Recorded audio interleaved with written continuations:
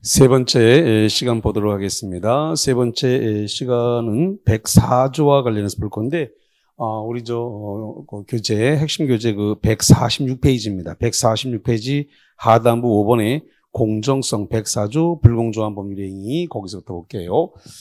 자, 불공정한 법률행위, 이 불공정한 법률행위를 폭리행위라고 하는데, 이 폭리행위에 해당하면 절대적 무효가 된다, 이렇게 보시면 되겠는데, 지금 어떤 사람과 어떤 사람이 계약을 하면서 부동산 10억짜리를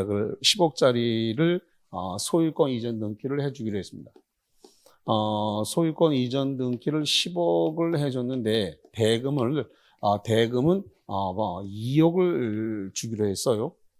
그러면은 10억짜리 부동산을 소유권 넘겼으면 대금도 10억을 받아야 되는데 2억을 받았으니까 급부와 내가 제공한 급부와 반대 급부 받은 것 사이에 현저한 불균형이 존재한다는 거죠. 그럼 이게 대략 5배 차가 발생하는데 대법원에서는 4배에서 5배 이상 차가 발생하면 현저한 불균형이라고 이렇게 보고 있어요.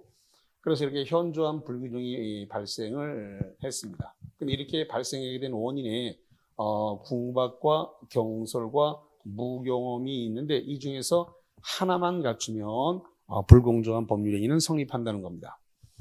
여기서 궁박이라고 하는 것은 쪼들림의 상태를 궁박이라고 하는데 이 쪼들리는 게 경제적으로 쪼들렸는지 아니면 심리적으로 쪼들렸는지 아니면 정신적으로 쪼들렸는지 경제적, 심리적, 정신적 쪼들리는 상태를 궁박이라고 하고 경솔은 충분히 알아보지 않고 계약했다는 거죠. 그 다음에 무경험이라고 하는 것은 이것은 거래의 일반의 경험 없음을 의미한다. 이렇습니다. 그런데 기출문제가 이렇게 난 적이 있는데 무경험이란 특정 영역에서의 경험 없음을 말한다. 이렇게 시험 문제를 낸 적이 있어요. 특정 영역에서의 경험 없음을 의미하는 게 아니라 거래 일반에 대해서 경험 없음을 의미한다. 이렇게 정리를 하겠습니다. 그래서 이러한 궁박, 경솔, 무경험은 그 중에 하나만 갖춰도 불공정한 법률은 성립하는데 다만 급부와 반대급부 사이에 현저한 불균형이 존재한다고 해서 이렇게 궁박, 경솔, 무경험 상태에 있었다라고 추정해 주지는 않습니다. 이걸 조심하셔야 돼요. 급부와 반대급부 사이에 현저한 불균형이 존재한다 해서 궁박과 경솔과 무경험은 추정해 주지 않는다. 추정해 주지 않으니까 피해자 쪽에서 이 주장을 해야 됩니다. 궁박, 경솔, 무경험을 갖다가 주장을 하고 입증을 해야 된다는 겁니다. 그래서 입증은 피해자 쪽에서 주장하고 입증해야 된다. 추정되지는 않는다. 자, 그 다음에 만약에 이 법률행위를 대리인에 의해서 법률행위가 있었다라고 해볼게요. 대리인에 의해서 이 계약이 이루어진 거라면 궁박은 누굴 기준으로 하냐면 본인을 기준으로 판단한다는 겁니다. 그래서 이걸 외울 때 본궁, 대리인의 계약은 본궁, 본인의 궁박 상태를 기준한다. 그 다음에 경솔과 무경험, 이 경솔과 무경험은 대리인을 기준합니다. 그래서 경무대 이렇게 판단을 해요.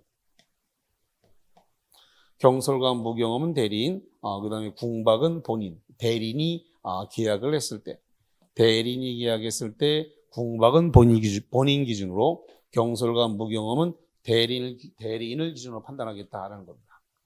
자, 그 다음에 이렇게 폭리자, 수익자에게 지금 여기 요 을을 폭리자, 다른 말로 이야기해서 수익자 이렇게 부릅니다. 폭리자, 수익자가 지금 피해자 쪽에 궁박, 경솔, 무경험의 상태에 있다는 사실을 알면서 이용하려는 의사가 있어야 된다. 그러니까 궁박, 경솔, 무경험이라는 사실을 폭리자, 수익자 쪽에서 알면서 이랬다는 거죠. 이 컨츄리 꼬꼬. 컨츄리 꼬꼬가 뭐예요? 촌딱이에요, 촌딱. 이런 컨츄리 꼬꼬, 이 촌딱을 갖다가 튀겨 먹나, 볶아 먹나, 백숙에 먹나 이러면서 그걸 알면서 이용하려는 의사, 악의의 폭리 의사가 있어야 104조 불공정한 법률행위가 성립한다. 이렇게 되어 있습니다. 이 불공정한 법률행위 폭리 행위는 징역이라든가 기부에는 적용되지 않는다는 겁니다. 그 다음에 경매에서도 적용되지 않는다. 왜냐하면 10억짜리 부동산을 유찰하다 보면 2억에 살 수도 있거든요. 그렇기 때문에 이렇게 4배에서 5배 이상 차가 벌어지더라도 경매에 의해서 취득한 것은 불공정한 법률행위로 보지 않는다. 이렇게 되어 있습니다. 자, 그 다음에 이 피해자 쪽은 폭리자를 향해 가지고 반환 청구를 할 수 있습니다. 그러나 거꾸로 이 폭리자 수익자 쪽에서는 반환 청구 안 됩니다. 그래서 등기 돌려줄 테니까 2억 돌려달라. 이거 안 되는 거죠. 반환 청구 안 되는 거니까. 그 이유는 뭐냐면 이런 겁니다. 지금 103조 반사회적 법률행위, 103조 반사회적 법률행위가 이렇게 있다면 104조는 이 안에 들어있단 말이죠. 이렇게 104조는. 그래서 불공정한 법률행위, 불공정한 법률행위가 103조 안에 들어있다 이거죠. 그래서 103조가 절대적 무효이기 때문에 104조도 같이 절대적 무효가 되고 선의의 제3자에게 대항할 수 있습니다. 있다는 말은 등기 말소시킬 수 있다는 거죠. 고로 이 불공정한 법률행위도 추인은 안 됩니다. 추후에 인정 안 되는 거죠. 특이사항은 뭐냐면 무효행위의 전환이 가능하다는 겁니다. 무효행위의 전환이 가능하다. 요게 좀 다른 사항이다. 이해를 하면 되겠네요. 자, 그래서 146페이지서부터 해가지고 147페이지 그 꼭대기까지 쭉 해서 나와 있으니까 제가 설명 다 드렸어요. 쭉 보시면 되겠습니다. 자, 여기와 관련을 해서 메일 정리 노트와 관련해서 04번 문제를 보도록 하겠습니다. 04번. 다음 중 불공정한 법률행위에 관한 설명으로 타당한 것은 단 다툼이 있으면 판례에 따른다. 있어요. 1번 불공정한 법률행위로서 무효인 경우에도 추인에 의하여 무효인 법률행위가 유효로 될 수 있다. 여기 써놨습니다만은 103조, 104조 전부 다 추후의 인정, 추인이 허용되지 않는다. 1번 틀렸고 2번 증여 계약과 같이 아무런 대가 관계 없이 당사자 일방이 상대방에게 일방적인 급부를 하는 법률행위는 불공정한 법률행위가 될 수 없다. 그렇습니다. 증여와 기부 같은 이러한 것들은 불공정한 법률행위가 성립되지 않는다. 왜냐? 주기만 하고 반대급부가 없기 때문에 불공정성이 발생될 여지가 없다. 2번이 그대로 정답이 됐네요. 3번 불공정한 법률행위가 성립되기 위한 요건인 궁박, 경설, 무경험은 모두 구비돼야 되고 슬러시 자릅니다. 여기 보니까 궁박, 경설, 무경험은 모두 구비돼야 되는 게 아니라 이 중 하나만 갖추면 되는데 모두 구비해야 된다. 틀렸죠? 어느 일부만으로서 불공정한 법률행위가 되지 않는다. 아닙니다. 일부 하나만 궁박, 경설, 무경험은 일부 하나만 갖추면 돼요. 그래서 모두 갖춰야 될 필요는 없죠. 3번 틀렸고 4번 불공정한 법률행위의 요건으로서 궁박은 경제적 원인에 기인한 경우만 가리키고 정신적 또는 심리적 원인에 기인한 경우에는 궁박이 될 수 없다. 틀렸네요. 궁박은 경제적, 심리적, 정신적 쪼들리는 것 세 개 다 됩니다. 그렇기 때문에 경제적인 것만 해당되는 게 아니라 경제적인 것은 물론이요. 정신적, 심리적 쪼들림도 포함됩니다. 틀렸다는 소리고요. 5번입니다. 피해자가 궁박, 경설, 무경험의 상태에 있는 때에는 그 상대방 당사자에게 궁박, 경설, 무경험과 같은 피해 당사자의 사정을 알면서 이를 이용하려는 의사. 거기 밑줄 쳐보세요. 사정을 알면서 이용하려는 의사. 이걸 갖다가 악의의 폭리의사. 여기서 폭리의 악의의사라고 하죠. 그래서 폭리행위에 악의가 없다고 하더라도 불공정한 법률행위는 성립한다 그러는데요. 불공정한 법률행위 성립되지 않습니다. 이용하려는 의사. 여기 알면서 그러니까 궁박, 경솔, 무경험의 상태에 있다는 사실을 알면서 이용하는 의사가 있어야 성립 요건이기 때문에 그게 폭리행위의 악의가 없다면 불공정한 법률 행위는 성립하지 않습니다. 있어야 돼요. 자, 그래서 5번 지문도 틀렸다. 이렇게 보시면 되겠습니다. 자, 그 다음에 볼 거는 이중매매와 관련해서 볼 건데요. 147페이지 하단부가 이중매매와 관련해서 되는데, 이 이중매매는 103조, 요거, 103조 반사회적 법률행위의 사례다. 이렇게 보시면 됩니다. 이중매매는 103조의 사례 행위에 해당된다. 이렇게 이해를 하셔야 돼요. 자, 그럼 한번 보겠습니다.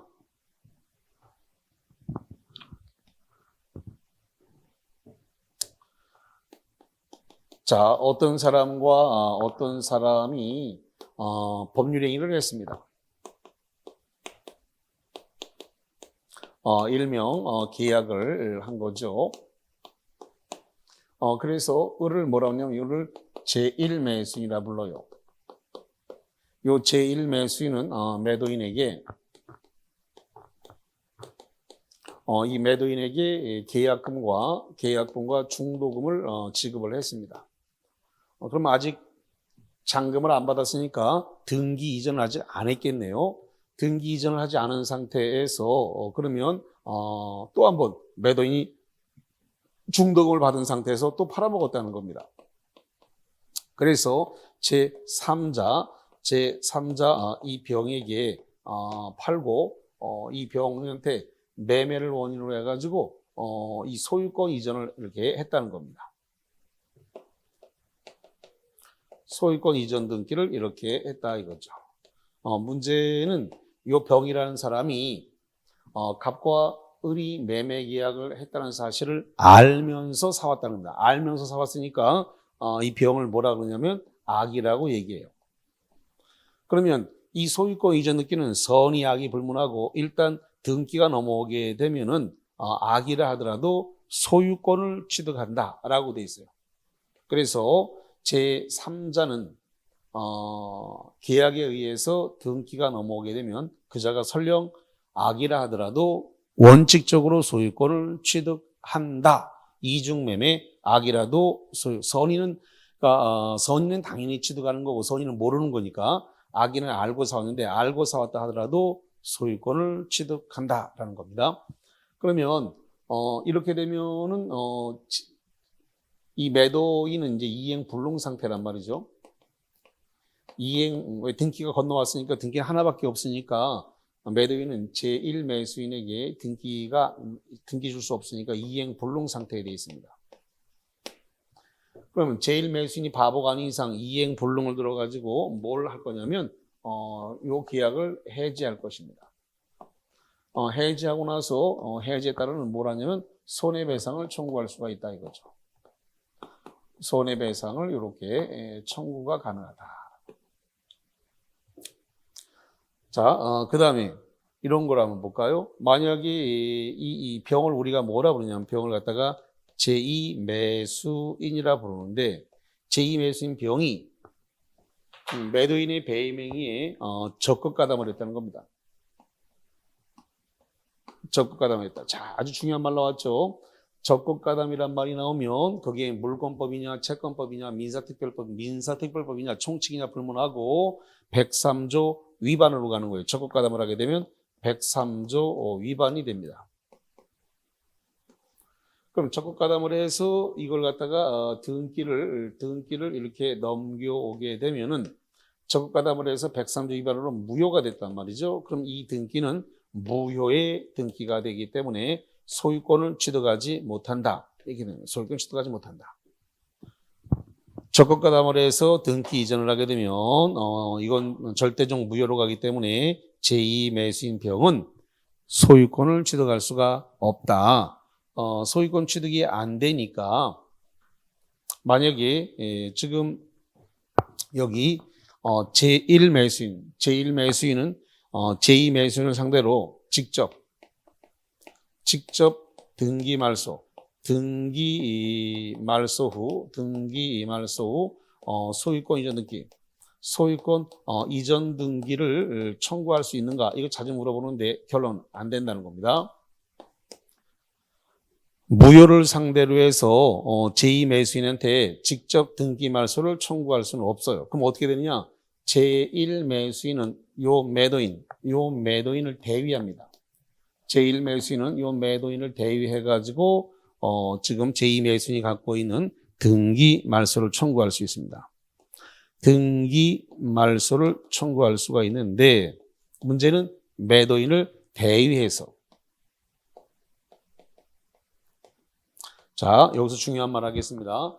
우리 공인중개사 시험에서 민법에서 대위해서 뭐뭐를 한다라고 하면 다 된다라고 받아들이세요. 자, 일단 대위해서 뭐뭐뭐 한다라고 하면 잘 모르는 사항인데 이거 뭐지? 두려워하지 말고 일단은 대위해서 뭘 한다 그러면 안 된다라고 하지 말고 된다라고 하고 문제를 푸세요. 혹시 내가 알고 있는 사항이면 문제가 없는데 잘 모르겠는데 대위해서 뭘 한다. 대위에서 뭘 할 수 있다 이렇게 주면 된다라고 하고 문제를 푸세요. 그럼 별 문제가 없을 겁니다. 자, 그래서 제1 매수인은 제1 매수인은 매도인을 대위해서 제2 매수인의 이 등기를 말소 청구할 수 있다라고 하는 거. 하나 더, 등기가 현재 적극가담을 해서 무효인 등기가 제2 매수인에게 있다면 제1 매수인은 제2 매수인을 상대로 해서 손해배상을 청구할 수 있다. 이렇게 되어 있습니다. 손해배상을 청구할 수 있다. 자, 그다음에 하나만 더. 만약에 무효의 등기, 적극가담을 해서 무효의 등기를 가지고 있는데 이 무효의 등기를 제2 매수인이 전득자 정한테 팔았다는 겁니다. 매매를 원인으로 해서 전득자 정한테 팔았는데 이 전득자 정이 선의일 수도 있고 악의일 수도 있습니다. 이렇게 지금 매매를 원인으로 해서 이 등기가 매매를 원인으로 해서 전득자 정한테 넘어왔다 하더라도 지금 제2 매수인이 갖고 있는 등기는 무효의 등기라고 그랬습니다. 무효의 등기, 적극가담에서 무효의 등기니까 절대적 무효예요. 절대적 무효는 누구에게나 무효를 주장하는 거니까 전득자 정이 갖고 있는 등기는 선의, 악의 불문하고 소유권 이전 등기가 됐다 하더라도 이 등기는 무효입니다. 이 소유권 이전 등기는 무효다라고 하는 거. 그래서 결론, 전득자는 등기가 넘어왔다 하더라도 소유권을 취득할 수 없다라는 겁니다. 소유권 취득이 안 된다. 자, 지금 우리가 보고 있는 요 이중 매매라고 하는 것은 아주 폭넓게 사용합니다. 그래서 저당권, 그러니까 매매해놓고서는 저당권을 설정하는 행위, 그다음에 취득시효에서 지금 취득시효에서 지금 시효 완성을 알렸는데 팔아먹었다. 이런 것 전부 다 이중 매매에 관한 법리가 전부 적용이 됩니다. 그래서 이중매매에 관한 법리는 아주 폭넓게 여러 군데서 사용한다. 이렇게 이해를 하시면 되겠네요. 자, 그래서 147에서 148페이지까지 이중매매에 관한 법리가 쭉 나왔는데 설명은 제가 다 드렸기 때문에 거기 이 교재 읽어보시면 되겠습니다. 자, 그러면 프린트물과 관련해서 메일 정리 노트와 관련을 해서 05번 문제를 한번 풀어보도록 하겠습니다.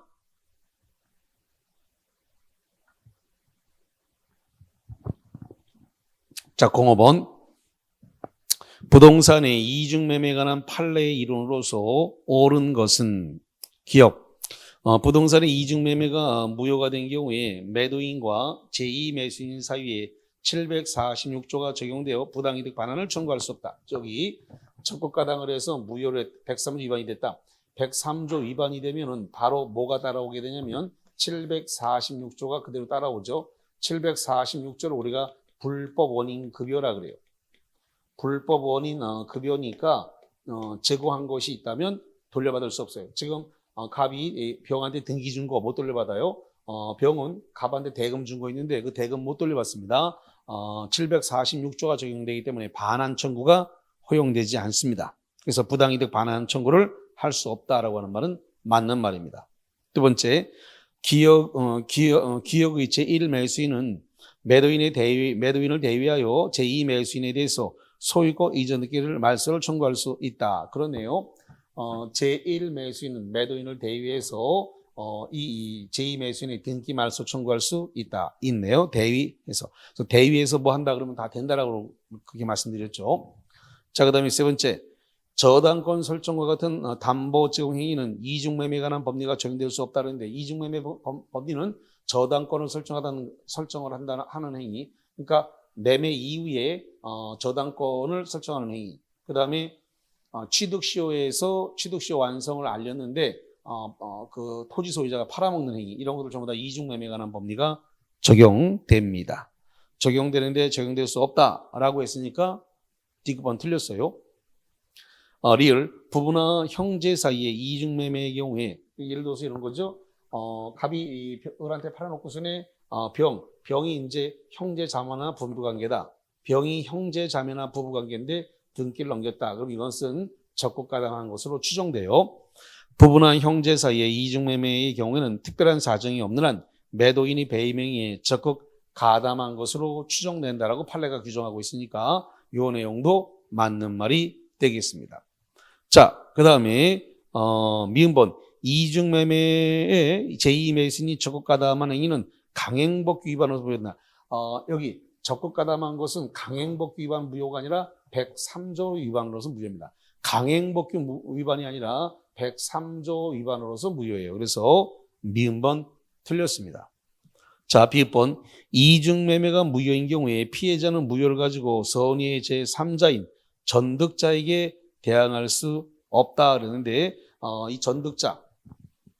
이 전득자에게 대항할 수 있습니다. 그래서 제1 매수인은 전득자의 등기 이거 말소시킬 수 있습니다. 매도인을 대위해서 전득자한테 등기 넘어갔으면 이 등기 말소시킬 수 있다. 왜 말소시킬 수 있느냐? 104조는 여기 104조는 103조 안에 들어있기 때문에 절대적 무효입니다. 절대적 무효인이란 말은 누구에게나 다 무효인 거예요. 그러면 3자한테도 무효고 전득자한테도 무효고 다 무효인 거예요. 그래서 거기 제3자인 전득자에게 대항할 수 없다가 아니라 있다 그래야 등기 말소시킬 수 있습니다.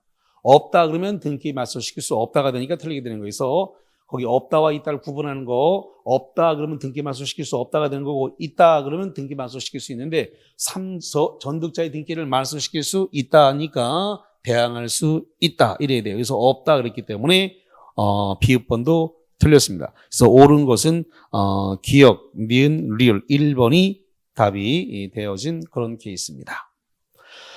자, 여기서까지 이 관련 내용을 쭉 보셨고요. 148페이지 맨 밑에까지 쭉 다 보셨습니다.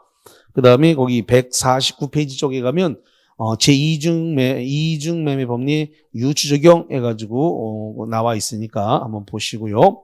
자, 그 다음에 가운데 법률행위의 해석과 관련된 해석을 좀 보도록 하겠습니다. 법률행위 해석이다. 자, 법률행위 해석의 문제는 지금 이제 누가 법률행위를 해석하는 거냐라고 했을 때 그 법률행위 해석은 법원이 하는 겁니다. 법원. 그럼 법원에서 누가 해석을 할 거냐? 판사가 해석을 하게 될 것입니다.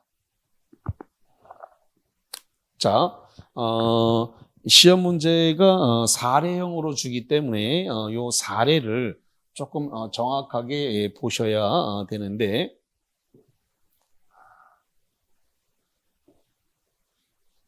자, 그럼 이렇게 한번 보겠습니다.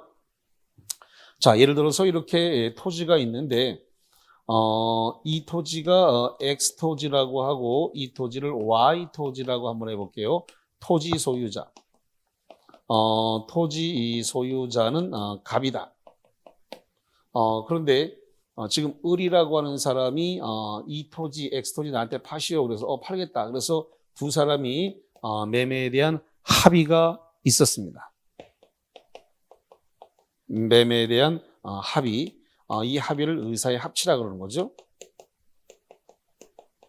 그래서 X토지에 대해서 매매하기로 의사의 합치를 하고 계약서를 작성했는데 계약서를 작성을 하는데 계약서 작성할 때 계약서에다가 Y토지라고 기재를 하고 Y토지라고 기재하고 등기를 Y 토지에 대한 소유권 이전 등기를 했습니다. Y 토지에 대한 소유권 이전 등기를 해 준 겁니다. 자, 이렇게 됐을 때 이 부분에 대한 해석을 좀 해보자라는 겁니다. 그럼 당사자 간에 합의된 거는 X 토지가 당사자 간에 합의가 됐으니까 우리 매매는 낙성 계약이에요. 매매는 낙성 계약이니까 승낙만 있으면 계약이 바로 이루어지는 거예요.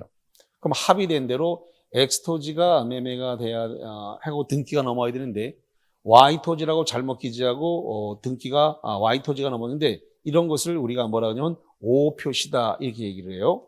O 표시. 표시를 잘못했어요. 계약은 X 토지였는데 Y 토지라고 잘못 기재를 한 것이니까 O 표시에 해당되는데 이것을 법률행위 해석으로 옮겨보면 당사자의 의사를 알 수 있을 때 하는 해석, 이걸 우리가 뭐라고 얘기하냐면 자연적 해석이다 이렇게 말을 하게 됩니다. 자, 다시 한번 당사자의 의사를 알 수 있을 때, 당사자의 의사를 알 수 있을 때 하는 해석을 자연적 해석이라 불러요. 자연적 해석. 이 자연적 해석을 우리가 1차 해석이라 그래요. 1차 해석. 이거는 당사자의 의사를 알 수 있기 때문에 이거는 표의자의 입장에서 해석을 한다는 겁니다. 그러면 당사자의 의사를 알 수 있기 때문에 내심적 효과 의사를 해석하는 거예요. 표의자의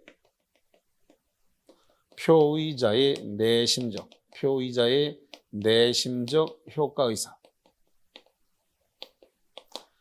표의자의 내심적 효과 의사를 해석을 하겠다라는 거죠. 자, 그 다음에 세 번째로서 자연적 해석은 상대방 없는 단독 행위에서 주로 사용을 하게 됩니다. 상대방 없는 단독 행위입니다.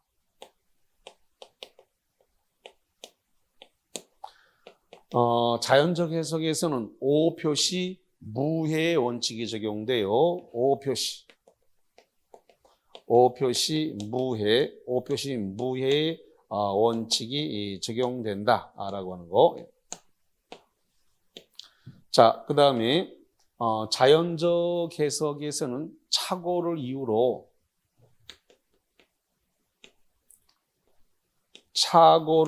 해서 계약을 취소하지 못한다는 겁니다. 계약을 취소하지 못한다.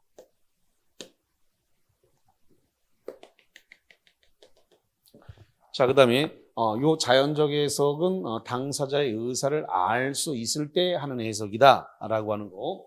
자, 그 다음에 당사자의 의사를 잘 알 수 없어서 불분명하다. 그러면 규범적 해석을 하게 돼요. 규범적 해석입니다. 규범적 해석이고 이걸 갖다가 우리가 2차 해석이다 이렇게 얘기를 해요. 요건 누구의 입장에서 해석하는 거냐면 이것은 상대방의 입장에서 해석을 하는 거다라는 겁니다. 두 번째로서 이것은 당사자의 의사를 잘 모르니까 표시 행위로부터 추단되는 효과 의사. 표시상에 추단되는 효과 의사. 이 효과 의사를 해석을 하겠다라는 겁니다. 그럼 표시상에 추단되는 효과 의사 어디에 표시되어 있냐면 계약서에 표시되어 있죠. 그래서 당사자의 의사를 정확히 모르겠다 그러면 계약서대로 해석하겠다라는 것이 규범적 해석이 되는 것이고, 이 규범적 해석은 상대방 있는 단독 행위에서 주로 많이 적용이 된다. 자연적에서 상대방 없는이라고 되어 있고요. 기본적인 상대방 있는이가 좀 구분이 좀 필요합니다. 자, 그 다음에 규범적 해석. 이 규범적 해석에서는 착오를 이유로 해서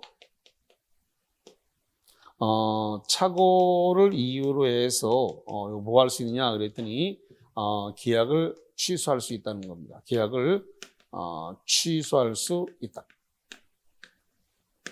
그러면 여기에 따르면 규범적 해석으로 가면은 요 계약을 취소 Y 토지로 기재한 거 요거 취소하고 취소를 하겠다는 소리고, 자연적 해석으로 가면 요걸 취소하지 않고 그냥 요 등기를 말소시키고 엑스토지 주세요 이렇게 하겠다는 겁니다. 엑스토지에 대해서 소유권 이전 등기 해주세요 이렇게 할 수 있습니다. 보충적 해석이라는 게 있는데 이 보충적 해석은 3자의 입장에서 하는 것이죠. 보충적 해석은 제3자의 입장에서 해석을 하는 것이고, 법률행위를 해석한다라고 하는 것은 뭘 하는 거냐 그랬더니 계약 당사자를 확정하는 문제이기도 하다. 계약의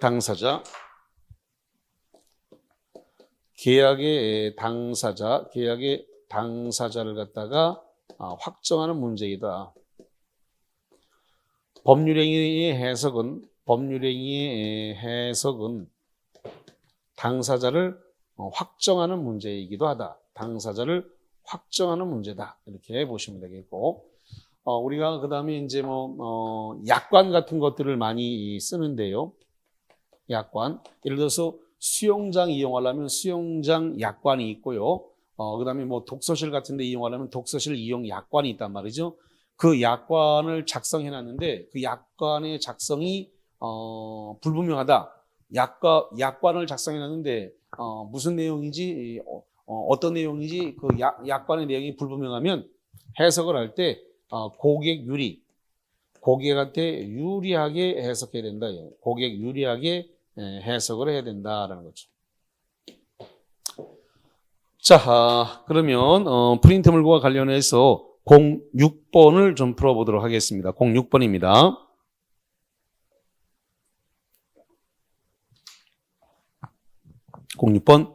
법률행위 해석에 관한 설명으로 옳은 것은 1번 계약 당사자가 누구인지를 확정하는 것은 법률행위 해석과는 전혀 무관한 것이다. 틀렸네요. 계약 당사자가 누구냐를 확정하는 것은 법률행위 해석에서 대단히 중요한 문제를 남기는 거예요. 그렇기 때문에 1번 지문 틀렸고, 2번 당사자의 진정한 의사를 알 수 없다.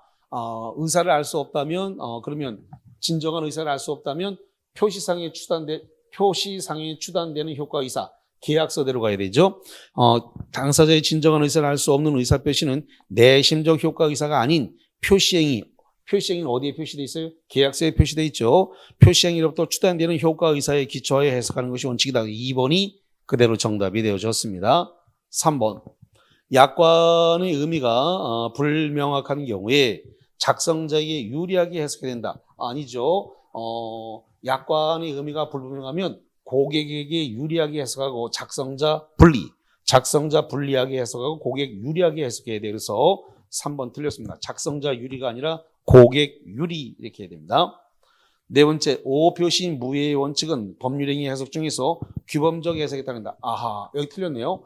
오표시 무효의 원칙은 어디서 나오는 거냐면 자연적 해석에서 오표시 무효의 원칙이 나오는 거고, 규범적 해석에서는 오표시 무효의 원칙이 없어요.